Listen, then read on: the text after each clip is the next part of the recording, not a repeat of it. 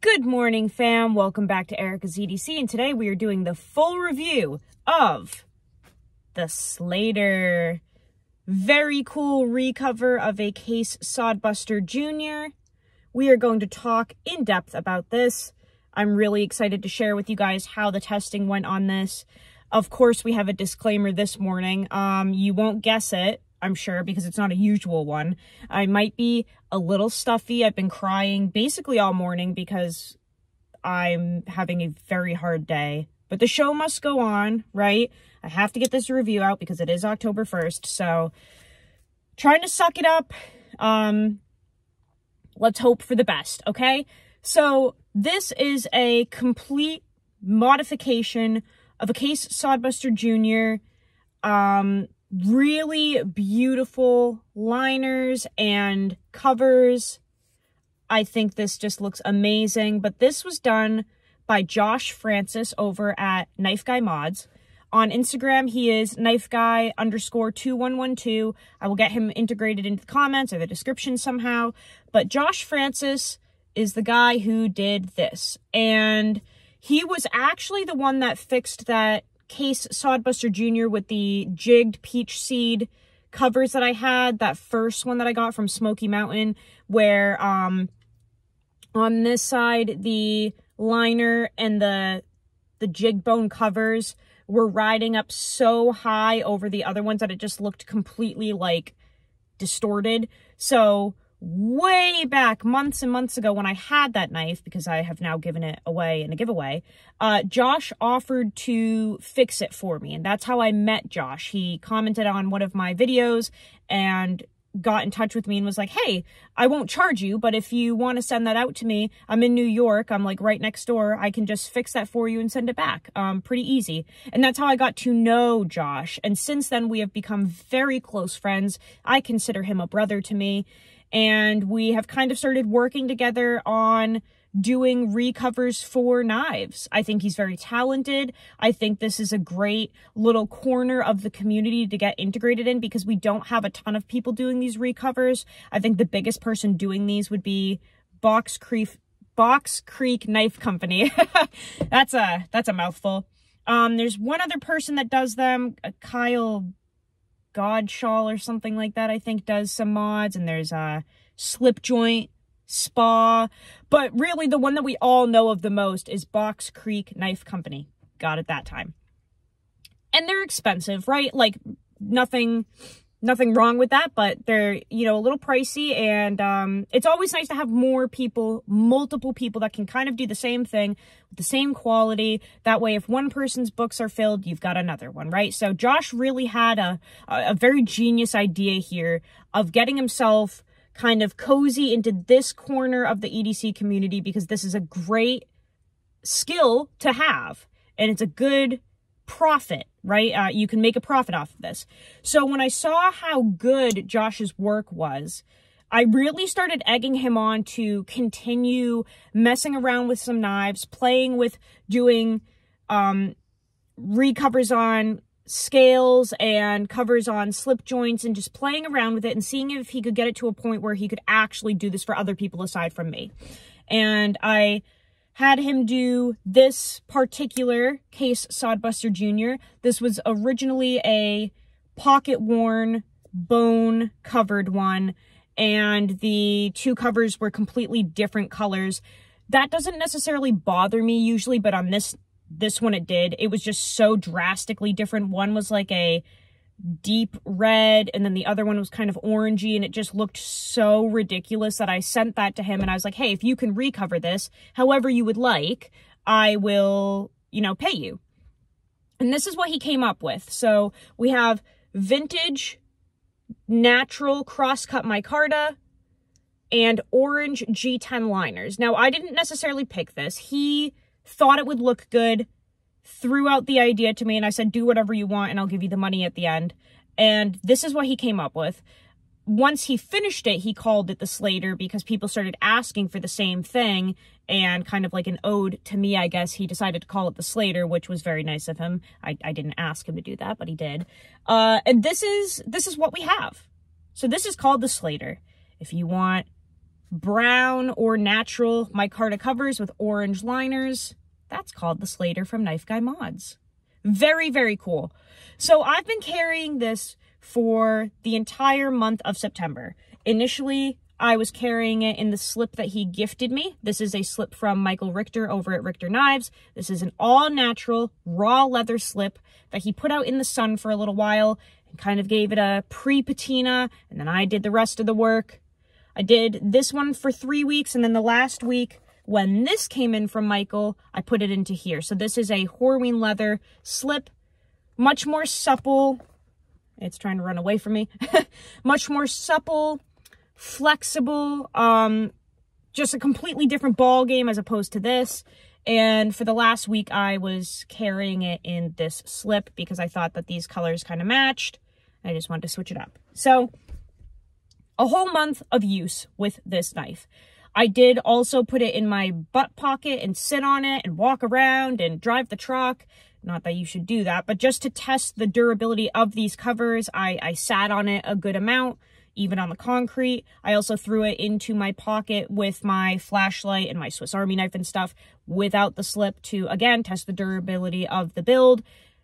It is bomb-proof. This thing is untouched. The only thing that changed was the color of the scales, which have darkened significantly, and that is because of the oils and such staining the micarta, but that's the only thing that has changed. So let's go in depth about this because obviously carrying this for a whole month has given me a ton of information about this that I would like to share with you guys. So he modded this to have a half stop. That is not usual of a Case Sodbuster Jr. from the factory. He modded that. Action is very nice. Nice and springy. We are still centered up after an entire month of use. Still no blade play up and down, side to side, very stable. The pins are not backing out. They're not doing anything. They look exactly the same as they did when it got here. Nothing about the fit and finish has changed. Nothing is coming unglued or cracked. Everything looks flawless. We have 0 gaps. This is very hard to achieve, by the way. 0 gaps there, okay? It looks exactly the same as it did when it first got to me, just distressed. Now, if we rewind a little bit to the beginning when I first got this knife, I said that the action was a little mushy and it just didn't feel as snappy as some other slip joints that I've used from Case. It didn't feel like a stock Sodbuster Jr., right? Because now we're on G10 liners. This has no washers. This is not on brass liners. It's just straight G10. And I did flush the pivot out after that with some KPL ultralight oil. So that's from Knife Pivot Lube. And that helped the action a good amount. It does not feel nearly as mushy anymore. We have a nice kind of light snap. And it feels much better than it did when it got here. A good amount of dirty grease kind of worked its way out of that pivot when I flushed it. Josh said that he flushed it, and I believe that he did. I just think that maybe there was more in there, and then I did it a second time, and it has really greatly improved the action. So it is very nice, very snappy, kind of locks into place with authority. It just feels good.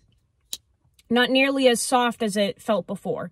If you compare this, you know, to a stock Case knife, or even one that is modded, we're going to bring in a little sneak peek here, one that is modded but still has the brass liners, this action feels a little soft in comparison to the brass, but it's not bad at all.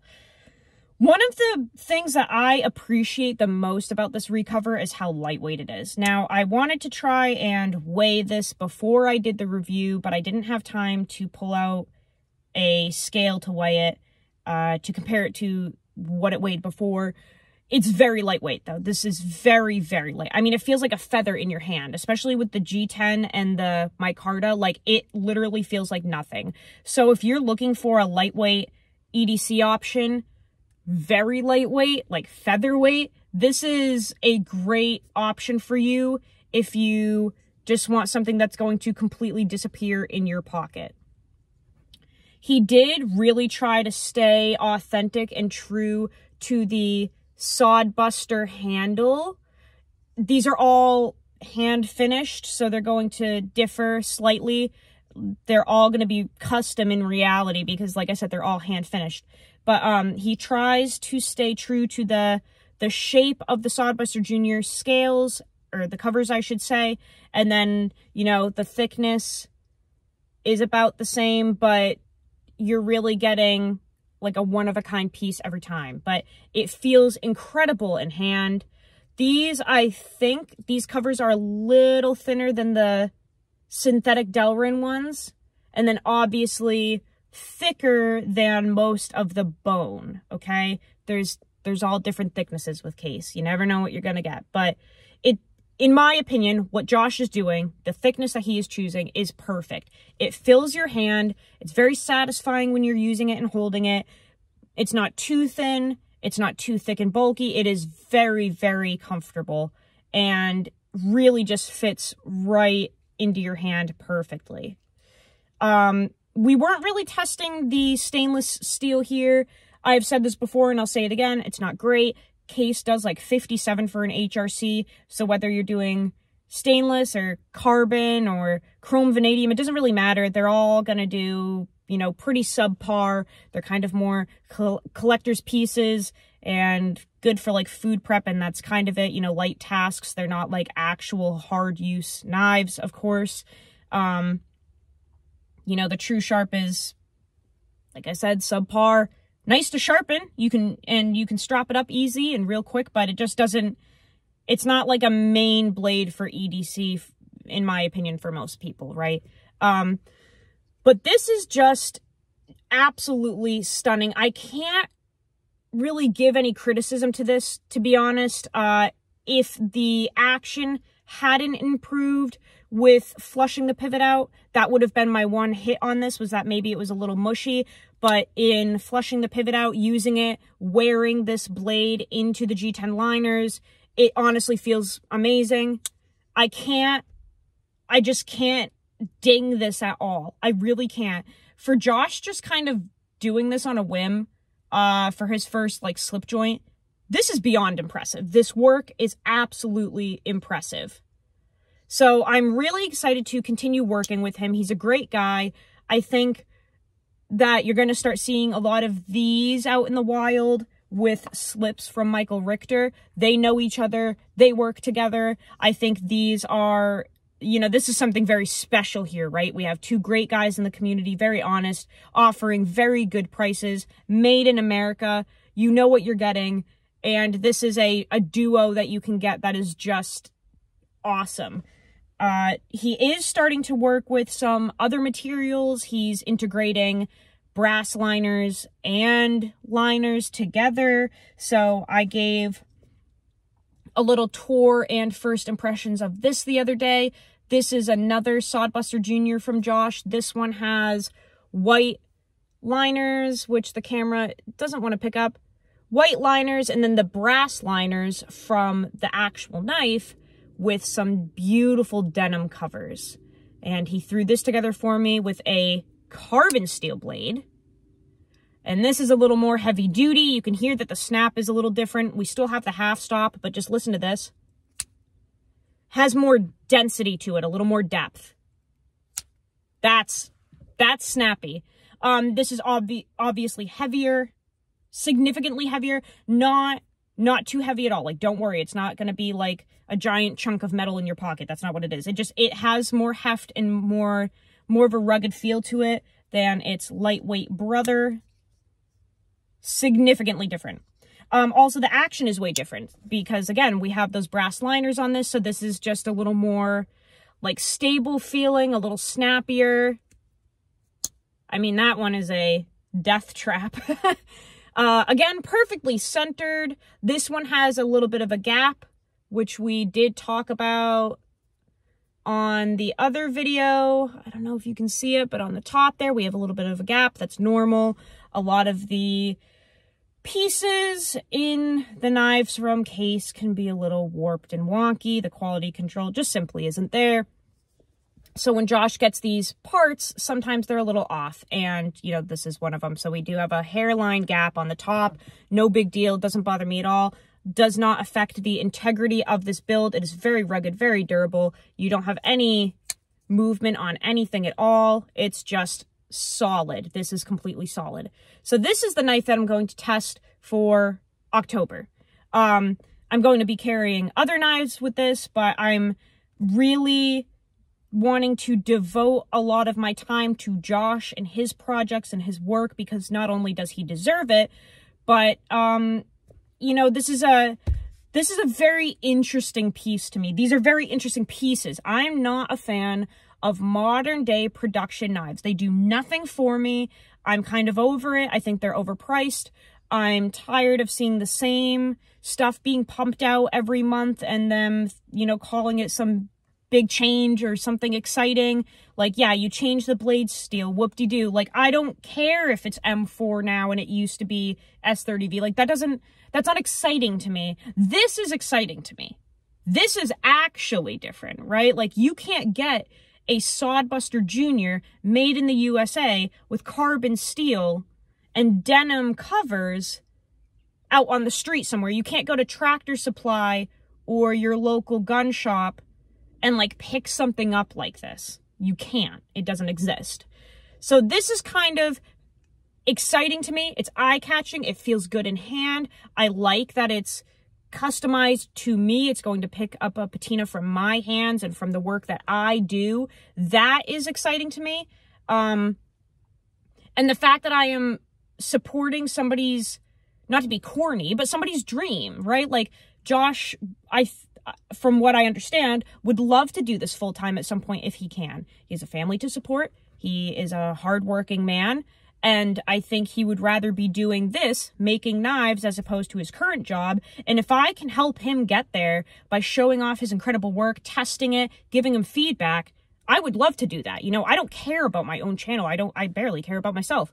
I care about other people. So if I can get Josh to a point where he could maybe do this full-time and sustain his family, that is much more exciting to me than buying another Benchmade that's $150 overpriced, right? Same with Michael. He's got a beautiful daughter named Kenzie. He is working his butt off like 60 hours a week at Wally World, where he's been for freaking like 13 years or something.